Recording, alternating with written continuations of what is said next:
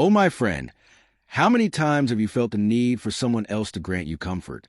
How many times have you pinned your hopes and happiness on others, only to find yourself surrounded by disappointment? This is not your fault. Rather, it is a natural result of clinging to those who are outside your control. But let me tell you something. The solution has always been within you. There is a strength inside you that is waiting to be discovered. True independence is not about isolating yourself from the world. Rather, it is about developing a deep connection with yourself, one that allows you to find fulfillment without relying on external validation. The path to self-sufficiency is not an easy one, but it is the only road to true freedom. If you embrace this journey, it will change everything in your life.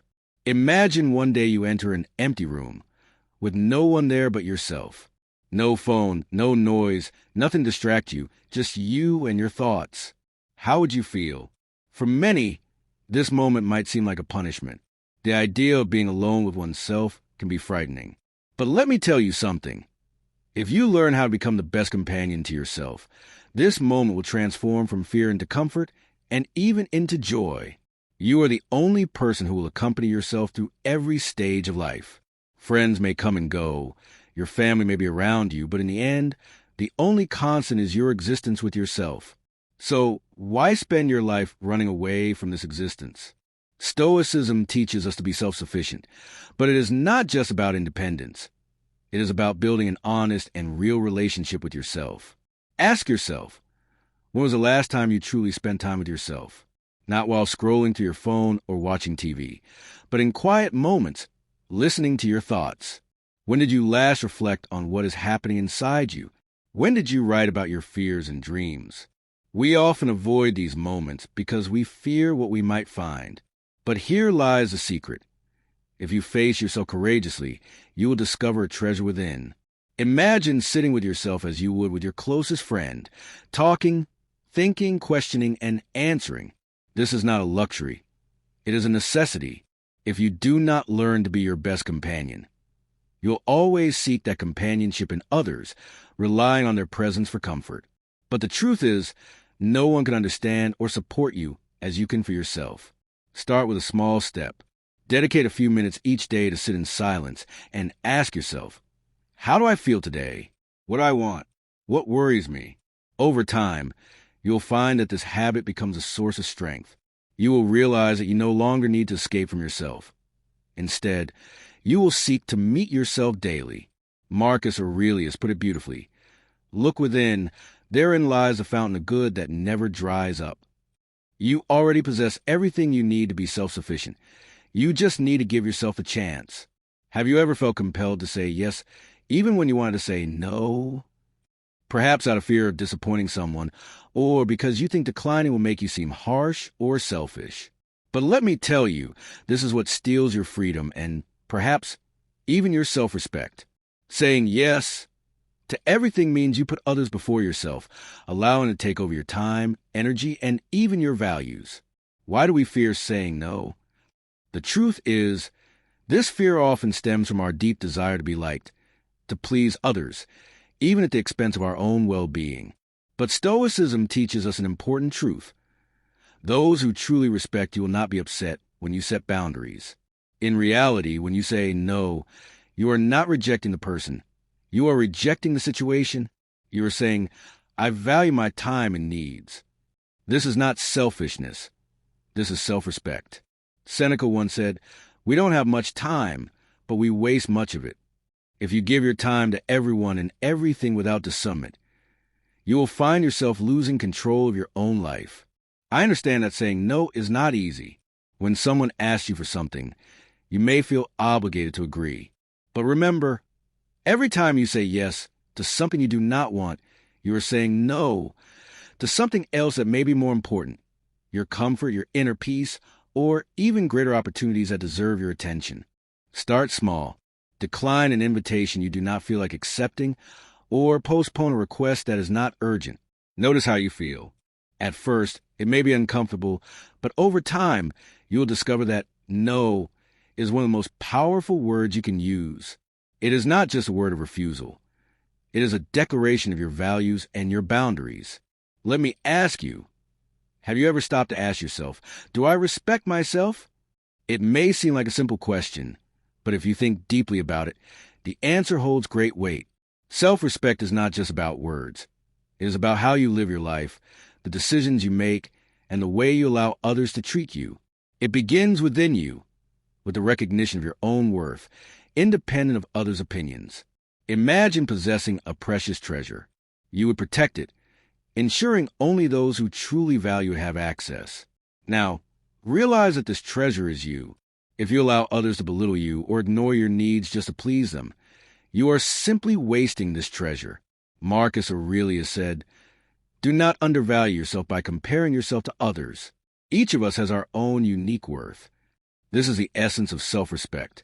It means being honest with yourself, knowing what you deserve and not settling for less. It means setting clear boundaries because those who respect you will honor them.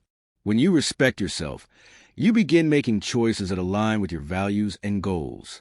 You stop saying, "I must please everyone," and start saying, "This is the path I choose, and this is what suits me." Not everyone will like this change. Some may try to criticize or belittle you, but the real challenge is to remain steadfast. Respecting yourself does not mean seeking approval from everyone. It means placing yourself where you truly deserve to be. And when the world around you becomes too chaotic, learn to embrace silence.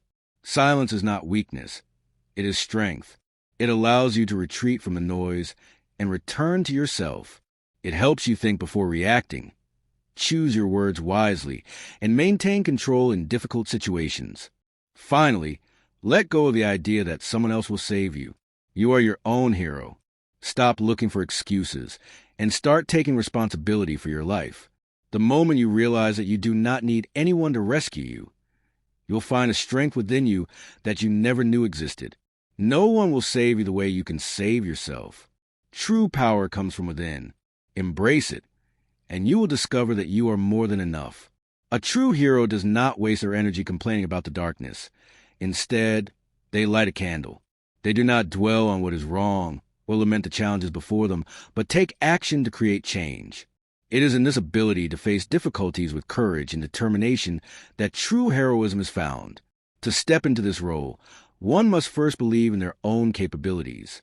Often, the greatest barriers are not external, but the ones we impose upon ourselves. Fear of failure, rejection, and appearing weak can paralyze us, preventing us from moving forward. However, true strength is not the absence of fear. It is the ability to face it head-on.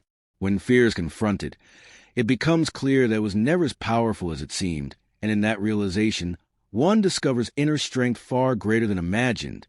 To become one's own hero does not mean rejecting the help of others or walking alone through life.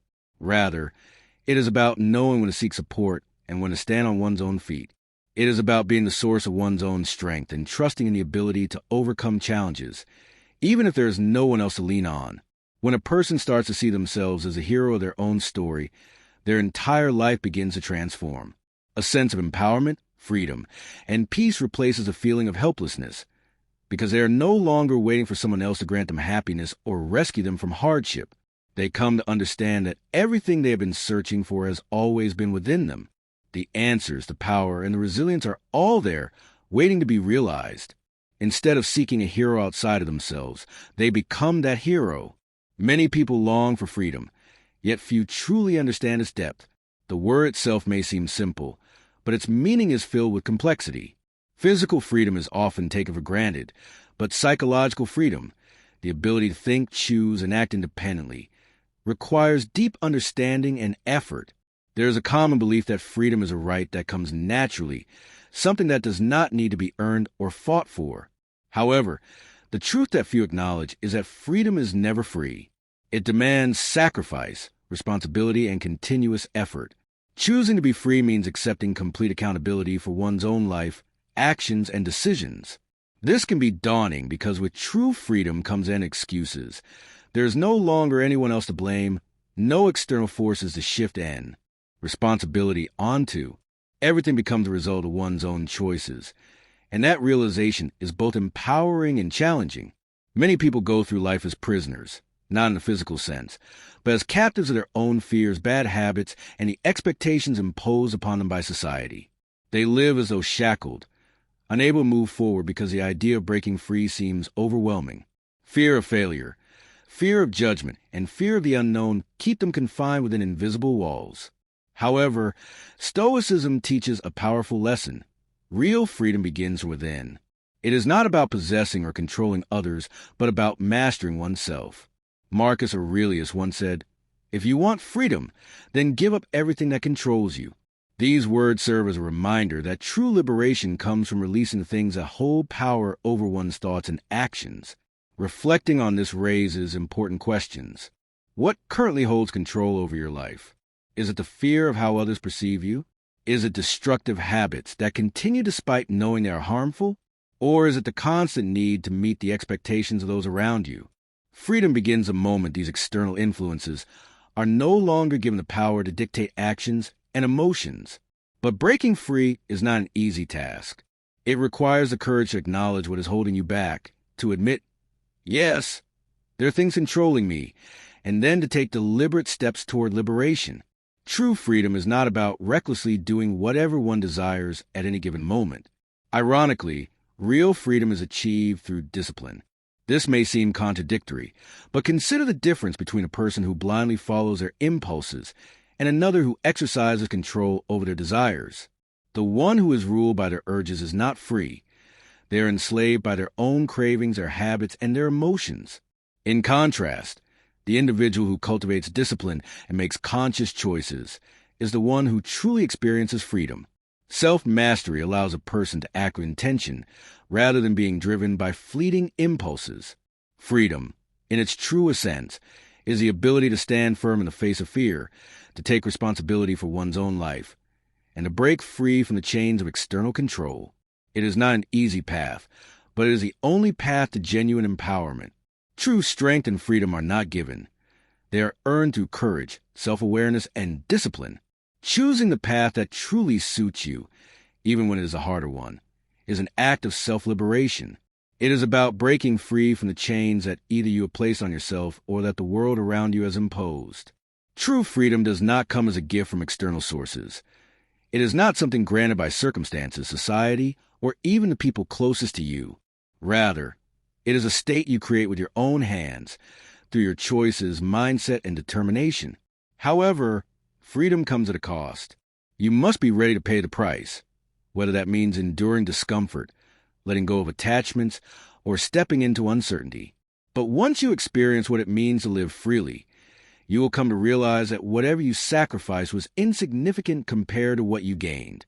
Your happiness, too, follows the same principle. It does not reside in anyone else's hands but your own. Think about this deeply. Is your happiness dependent on yourself, or have you placed it in the hands of others? How many times have you felt disappointment or sadness simply because someone did not give you the attention or validation you expected? If your happiness is built upon the actions, words, or approval of others, then it is not true happiness. It is nothing more than a fleeting shadow, one that shifts and disappears with changing circumstances. The moment you place your emotional well-being in someone else's hands, you grant them an undeserved power. The power to dictate your mood, control your day, and even shape the course of your life. This is where the wisdom of Stoicism offers a profound lesson. It teaches that happiness should never be dependent on anything external. Money, relationships, success, these are all temporary, unpredictable, and ultimately unreliable. The philosopher Epictetus once said, "Do not make your happiness depend on things you cannot control." Within these words lies a deep and powerful truth. But how can one truly embody this principle? How can happiness become something independent of external forces? The key lies in redefining happiness for yourself. Many people associate happiness with moments of joy, excitement, or elation, but true happiness is something far deeper. It is not merely a temporary emotional high, but a state of inner peace, a solid and unwavering foundation that remains intact regardless of life's ups and downs.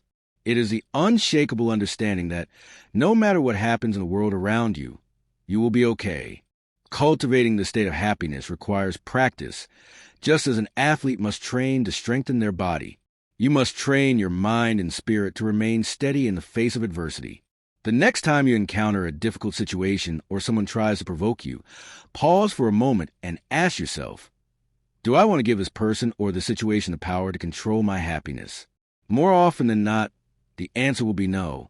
The more you reflect on this, the more you will come to see an incredible truth. Happiness is not found in what others do for you, but in what you do for yourself. It is in those quiet moments when you truly value yourself, when you sit with your own thoughts and find peace within. Happiness is not a final destination to be reached, nor is it a reward given by others.